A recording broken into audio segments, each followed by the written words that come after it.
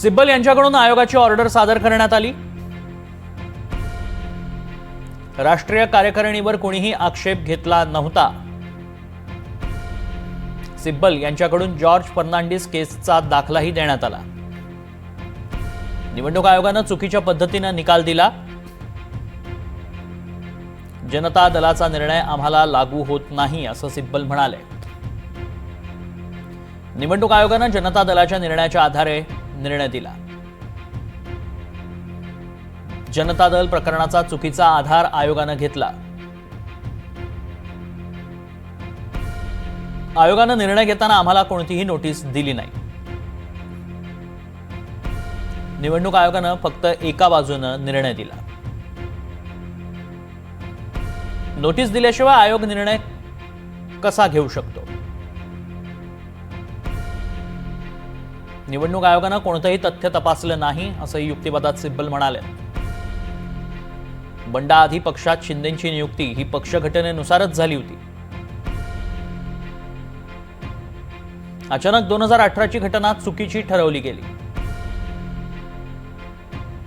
निवडणूक आयोग पक्षाचं चिन्ह अशा प्रकारे देऊ शकत नाही। पक्षाचं संविधान पाळा असे निर्देश देण्याचे आयोगाला अधिकार आहेत। पक्षाची घटना आणि संघटनात्मक रचना या दोन्ही गोष्टी वेगवेगळ्या आहेत। संघटनात्मक रचनेवरून घटना चुकीची ठरू शकत नाही असंही सिब्बलांनी युक्तिवादात म्हटलं। तसंच एखादा पक्ष काही करत नसेल तर आयोग फक्त नोंदणी रद्द करू शकतो। निवडणूक आयोगाने तथ्य तपासून निकाल का दिला नाही? आमच्या प्रकरणावर विधानसभा अध्यक्षांनी निर्णय प्रलंबित ठेवला। अडचण असेल तर आयोग सूचना देऊ शकतं, पक्ष चिन्ह देऊ शकत नाही। सरसकट आयोगाने पक्षचिन्ह शिंदेंना दिलं असं सिब्बल युक्तिवादात म्हणतात। आम्हाला नोटीस आली नाही, नोटीसीशिवाय आयोग निर्णय घेऊ शकत नाही। एवढ्या वेळेत निर्णय घ्या असं विधानसभा अध्यक्षांना आपण सांगू शकत नाही असं कोर्टाने म्हटलंय। 2023 मध्ये अध्यक्षांनी आमदारांना नोटीस दिली। नोटीसला शिंदेंच्या आमदारांनी उत्तर दिलं, मात्र पुढे काय झालं? पक्षाने आमदारांना अपात्र करण्याची मागणी अध्यक्षांकडे केली। आमदार 2/3 होण्याची वाट पाहून मान्यता देण्यात आली। पक्षफूट आणि अपात्रता हे दोन्ही वेगळे मुद्दे आहेत असं सिब्बल आपल्या युक्तिवादात म्हणतात। त्यामुळे पक्षफूट चिन्ह आमदार अपात्रता तुम्ही एकत्र करत आहात असं कोर्टाने म्हटलं। फुटी संदर्भात निवडणूक आयोग भूमिका घेईल असं सिब्बल म्हणतात। तर नोटीसला शिंदेंच्या आमदारांनी उत्तर दिलं, मात्र पुढे काय झालं असा सवाल सिब्बलांनी विचारलाय। दोन्ही मुद्दे अध्यक्षच पाहू शकत नाही असंही सिब्बलांनी युक्तिवादात म्हटलंय। तर आम्ही तिन्ही प्रकरणं एकत्र करत नसल्याचंही सिब्बल म्हणाले। अपात्र होणाऱ्या व्यक्तीला तुम्ही मुख्यमंत्री बनू दिलं।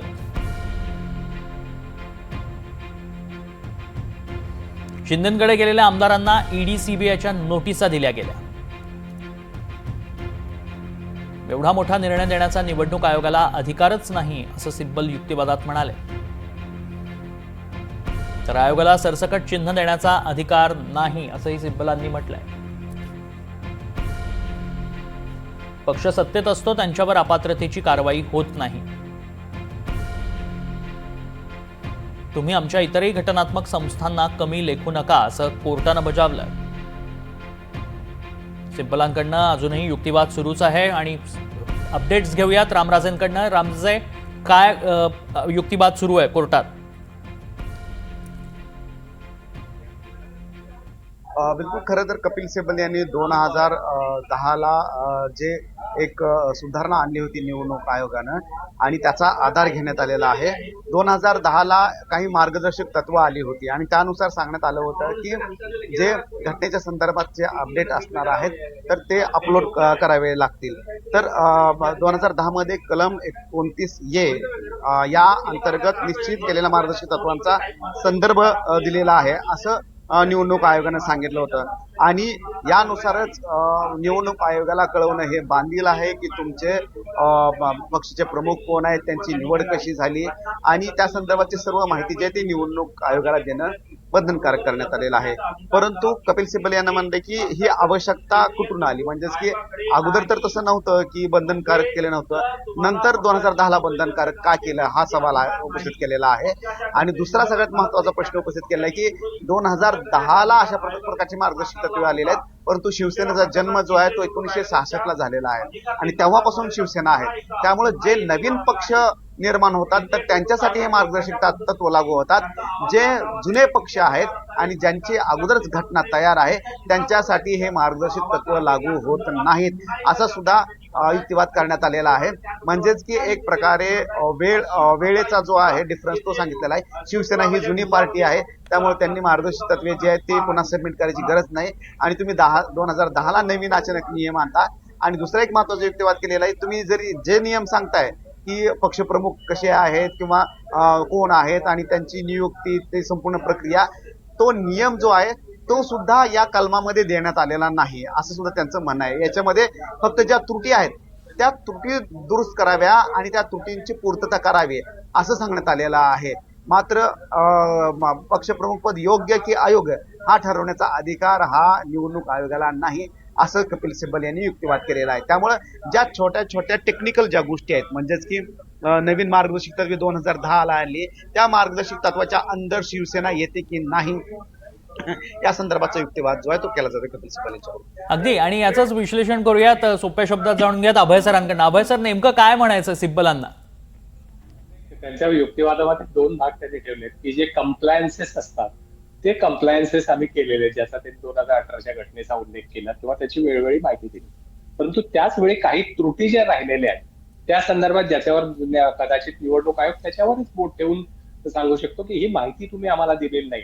काल पण कपिल सिब्बल म्हणाले की शिवसेना प्रमुखांच्या निधनानंतर शिवसेना प्रमुख पद हेच गोठवण्यात आलं होतं आणि तुम्हाला 13 वर्ष ते माहिती नाही. म्हणजे याचा अर्थ ती माहिती दिली होती की नाही आणि ती जबाबदारी असते की नाही त्या राजकीय पक्षाची. असं आहे की जेव्हा एखादा कुठलीही संस्था नियम करते तेव्हा ते नियम काही प्रत्येक वेळेला पूर्वलक्षी परिणामानेच लागू होतात किंवा नाही असं नसतं, परंतु त्या कंप्लायन्सेस करण्याची जबाबदारी तुमच्यावर असते. जेव्हा आयोगाने सांगितलं की तुमच्या घटना ज्या आहेत त्या घटनामध्ये सुद्धा लोकशाही व्यवस्थेमध्ये आपण राहतोय, तर पक्षामध्ये सुद्धा त्या डेमोक्रेटिक पद्धतीचा अवलंब झाला पाहिजे आणि त्याप्रमाणे नियुक्त्या झाल्या पाहिजेत.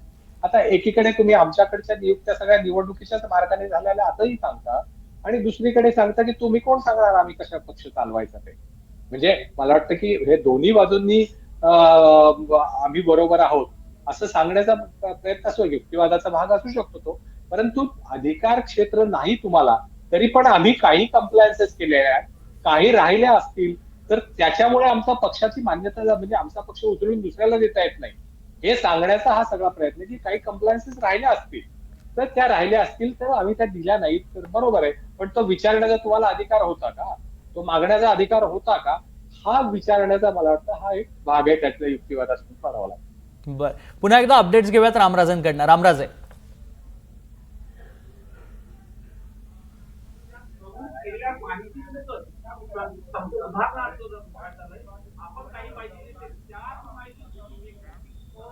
रामराजे आवाज येतोय माझा?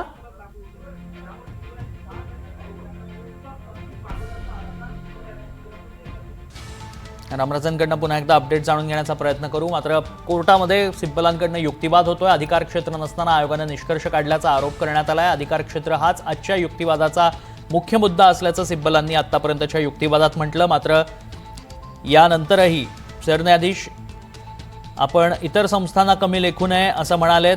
त्यावर गेल्या 20, 30, 40 वर्षात ज्या प्रकारे घटना घडतायत त्या सर्वांसाठी चिंतेच्या आहेत असं सिब्बलांनी म्हटलं होतं. लोकशाहीवरती देखील युक्तिवाद करण्यात आला आणि त्यावरनं सरन्यायाधीशांनी आणि न्यायालयानं देखील सिब्बलांच्या युक्तिवादावर टिप्पणी केल्याचं पाहायला मिळतंय.